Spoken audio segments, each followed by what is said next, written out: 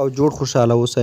په نننۍ ویډیو کې درته ښایم چې موږ څنګه کولی شو په واتساپ کې چې کوم شیان په خپل سر ډاونلوډېږي، مثلا ویډیوګانې وي، تصویران وي یا نور ډاکومنټ وي، سټیکرونه وي، هغه په واتساپ کې بند کړو.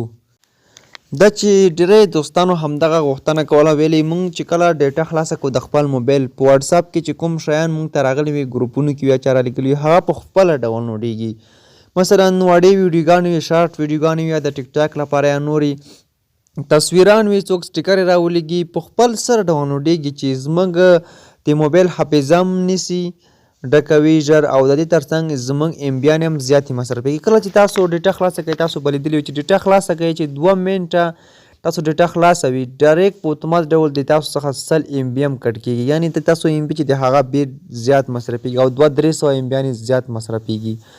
نو دغه دوستانو د همدې وجه ده چې کله موږ واتساپ کې کوم ګروپ کې یا څه شي کې جوین شوي یو، هغې ګروپ ته چې کوم میسیجان راځي هغه ټول میسیجان په خپل سر ډاونلوډېږي. تاسو ته که وایس میسیج کتلی وي، وایس میسیجان هم اتومات ډول ډاونلوډ شي.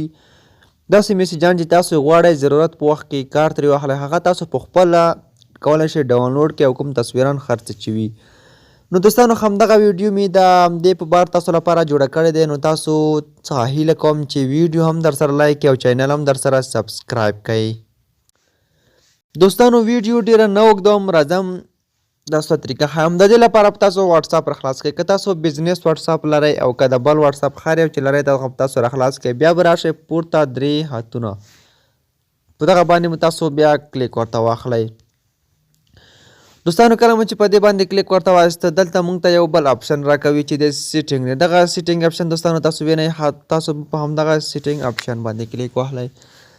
سیټینګ باندې مو دوستانو کله کلیک واخیسته اوس دلته موږ ته یو بل آپشن راځي، په دې کې د سټوریج اینډ ډاټا آپشن دی. راځو همدغه نیټورک یوزډ آوټ ډاونلوډ دغه باندې کلیک اخلو. دغه آپشن باندې چې کله موږ دوستانو کلیک واخیسته موږ نور هیڅ سره کار نه لرو، موږ صرف دلته یو 2-3 آپشنونه دي. دغه آپشنونه تاسو دوستانو کتلی شئ، لومړی آپشن دی، دوهم دی او دغه دریم دی. نو موږ دوستانو راځو په همدغه لومړي آپشن باندې کلیک اخلو. دلته موږ ته لیکلي دي چې وین یوزینګ موبایل ډاټا، وایي کله چې تاسو د موبایل ډاټا استعمالوئ. دوستانو دا چې موږ موبایل ډاټا کله استعمالوو یعنې خپل سیم کارت څخه امبیانې موږ استعمالوو او دغه خانې چې دي دغه به موږ سره داسې ډکې وي.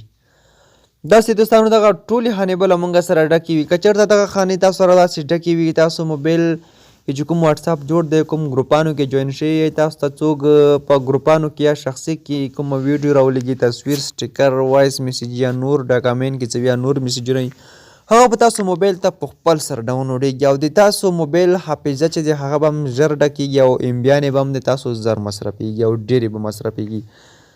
نو تاسو به دوستانو څه وکړئ، دغه ټولې خانې به داسې سلیکټ څخه وباسئ او داسې به یې خالي پرېږدئ.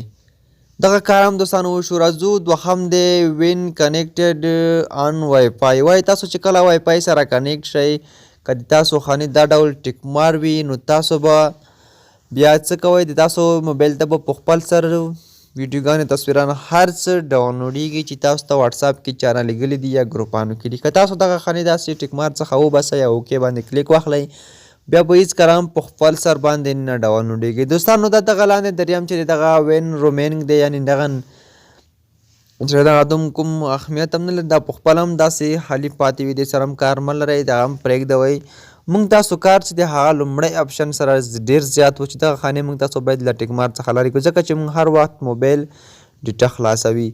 او بله چې دی دوستانو دغه وای فای سره دی، که تاسو وای فای سره کنیکټ وای نو دغه سیټینګ بیا پکې وکړئ. نو دوستانو دا چې په دې کې نور داسې خاص نشته دي، همدغه ویډیو وه. که دغه ویډیو تاسو خوښه شوي نو در سره لایک کړئ او له نورو دوستانو سره هم شیر کړئ. دغه طریقه چې تاسو استعمال کړئ په ډېرې اسانۍ سره تاسو کولی شئ چې هغه ویډیوګانې، تصویران هر څه چې ډاونلوډېږي بند کړئ او د تاسو MB به هم زیات نه مصرفېږي. نو دوستانو تر بلې ویډیو چې بیا به زه راځم، تاسو په لوی الله سپارم، ښه وخت ولرئ.